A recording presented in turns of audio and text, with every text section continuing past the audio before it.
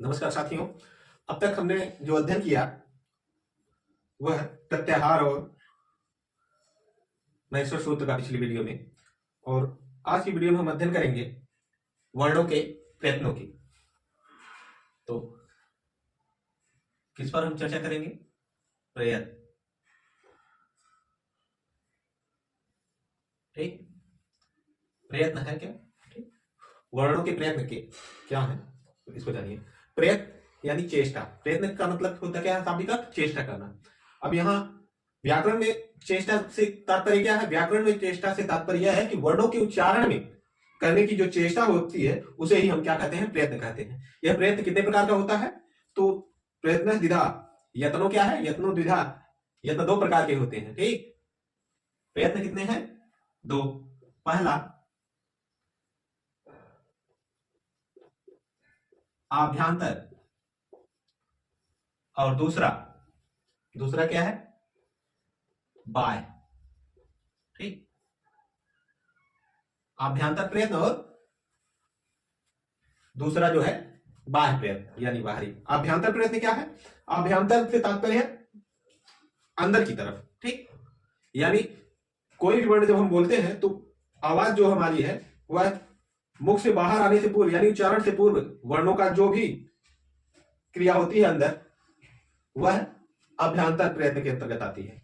जैसे किसी भी वर्ण का उच्चारण अगर हम कर रहे हैं, कोई भी वर्ण हम बोलना चाह रहे हैं, तो मुख से वह उस वर्ण की ध्वनि निकलने से पूर्व कुछ तो क्रिया स्वाभाविक हमारे मुख के अंदर होती है।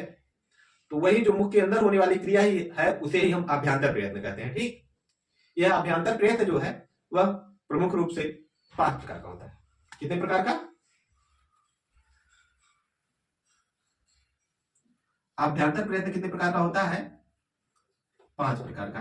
ठीक,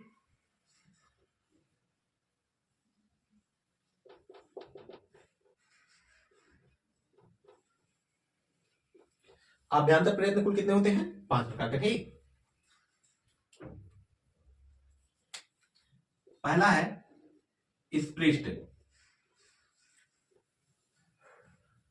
दूसरा है आपका ईसत। क्या है? ईसत स्पृष्ट। ईसत स्पृष्ट, पहला स्पृष्ट है और दूसरा ईसत स्पृष्ट। तीसरा है विवृत। विवृत और चौथा ईसत। चौथा क्या है? ईसत विवृत। ईसत ईसत विवृत। चौथा ईसत विवृत और पांचवा समृद्ध। पांचवा क्या है? आपका समृद्ध है। ठीक, फिर से ध्यान से इसको पढ़िए। प्रयत्न कितने हैं? 2। यत्ने द्विधा अभ्यंतरश अभ्यंतरो बाह्यश्च। यत्नो द्विधा अभ्यंतरो बाह्यश्च, यानी अभ्यंतर प्रयत्न और बाह्य प्रयत्न 2 प्रकार के प्रयत्न होते हैं। ठीक, अब अभ्यंतर प्रयत्न की अगर हम बात करें तो स्पृष्ट, ईसद स्पृष्ट, विपरीत, ईसद विपरीत और समृद्ध, ये 5 प्रकार है। ठीक, और इस पर चर्चा हम बाद में करेंगे, इसके भेदों पर। आज इस पर ही चर्चा करेंगे। ठीक, तो हमने आपको बताया कि प्रयत्न क्या है? वर्णों के उच्चारण करने की जो चेष्टा है वही प्रयत्न है। और अभ्यंतर प्रयत्न से तात्पर्य वर्ण के उच्चारण से पूर्व मुख के अंदर जो चेष्टा हो उसे हम अभ्यंतर प्रयत्न के अंतर्गत परिगणित करते हैं, गिनते हैं। स्पृष्ट, अब पूछेंगे आप कि वर्ण कौन से है? स्पृष्ट वर्ण कौन है? तो पूछा जाता है स्पृष्ट क्या है? स्पृष्टम क्या है? प्रयत्नम स्पर्शानाम। सूत्र है स्पृष्टम प्रयत्नम स्पर्शानाम। ठीक, यानी स्पृष्ट प्रयत्न किनका है? स्पर्श। अब स्पर्शानाम हमने आपको बताया था व्यंजन पढ़ाते हुए कि स्पर्श व्यंजन। ठीक, स्पर्श व्यंजन कितने हैं? का से मा तक। स्पर्श व्यंजन कितने हैं? का से मा तक।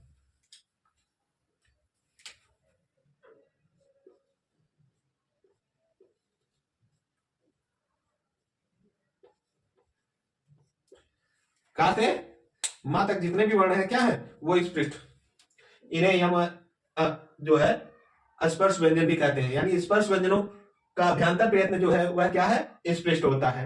क ख ग घ ङ छ छ ज झ ञ ट ठ ड ढ ढ त थ द ध न प फ ब भ म, ये 25 जो वर्ण है इनका उच्चारण स्थान, इनका अभ्यंतर प्रयत्न क्या है स्पृष्ट है। ये मुख के अंदर बोले जाते हैं। देखिए स्पर्श, इनके उच्चारण में जिह्वा जो है मुख के अंदर विभिन्न स्थानों को स्पर्श करती है, जैसे उसमें जिह्वा हुआ, कंठ हुआ, ताल हुआ, मूर्धा हुआ और दंत हुआ आदि, ठीक। और ईषद स्पृष्ट, ईषद स्पृष्ट जो होते हैं वो वर्ण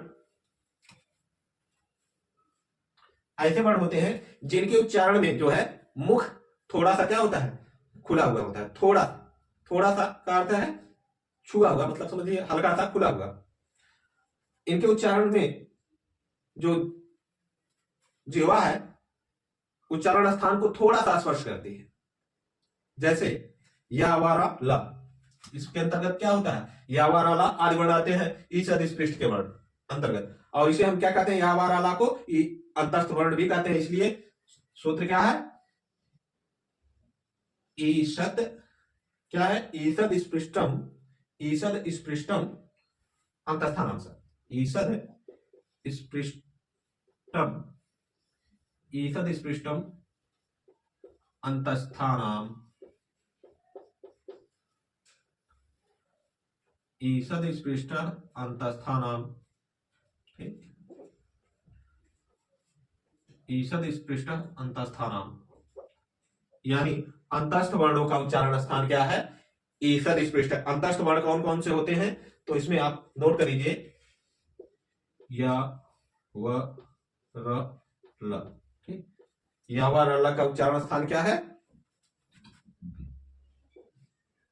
या व र ल का उच्चारण स्थान जो है वह अंतस्थ है, और इन्हें हम जो है या व र ल का अभ्यंतर प्रयत्न जो है ईषद स्पृष्ट है और इन्हें हम अंतस्थ वर्ण भी कहते हैं, ठीक। विपरीत,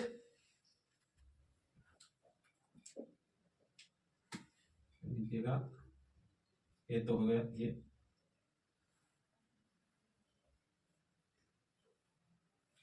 थोड़ा सा विपरीत, ठीक है, हाँ ध्यान दीजिएगा। विपरीत, विपरीत वर्णों का उच्चारण स्थान क्या है विपरीत वर्ण जो है उनका अभ्यंतर प्रयत्न क्या है विपरीतम कहा जाता है कि विपरीतम स्वराणाम, यानी स्वर वर्णों का उच्चारण स्थान क्या है विपरीत है।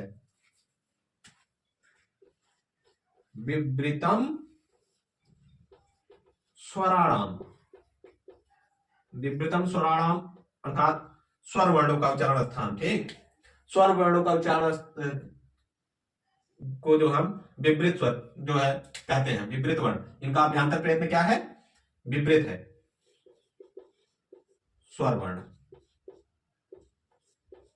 सभी स्वर वर्ण जो है क्या है उनका उच्चारण स्थान, उनका अभ्यंतर प्रयत्न, उनका प्रयत्न क्या है अभ्यंतर प्रयत्न है, और अभ्यंतर प्रयत्न में जो है विपरीत, विपरीत जो है सभी स्वरों का अभ्यंतर प्रयत्न है, ठीक।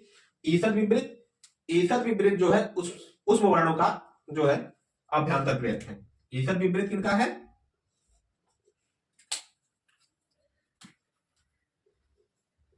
ईषद, ईषद या ईषद इन्हें कहते हैं, ठीक। ईषद क्या कहेंगे ईषद विपरीतम, ईषद विपरीतम उष्माहणाम, यानी ऊष्म वर्णों का, ठीक। ईषद विपरीत प्रयत्न किनका है ऊष्म वर्णों का। ऊष्म वर्ण कौन कौन से हैं स ख स र, स ख स र, ठीक।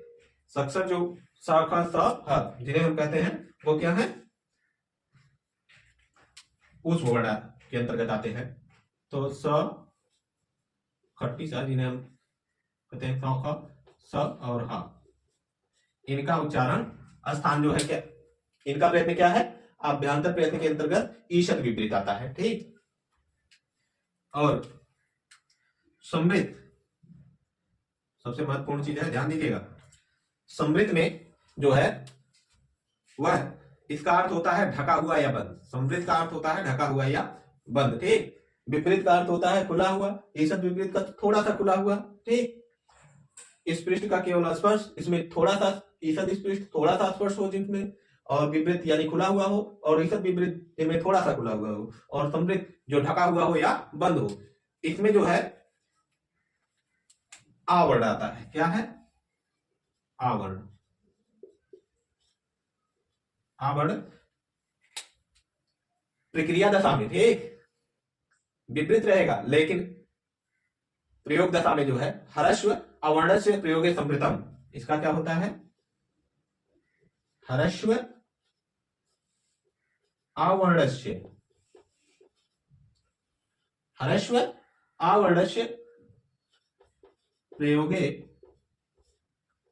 संवृतम।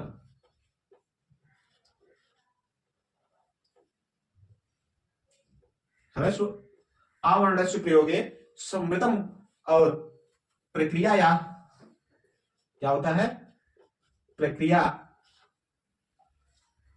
प्रक्रिया दशाया, प्रक्रिया दशाया, दशा या तू विपरीत में, तो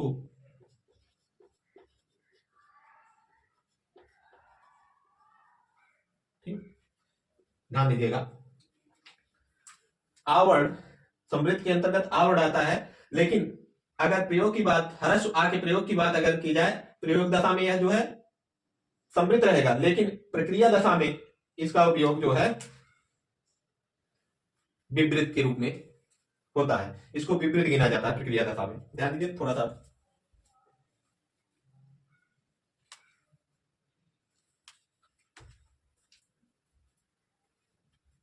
ठीक है,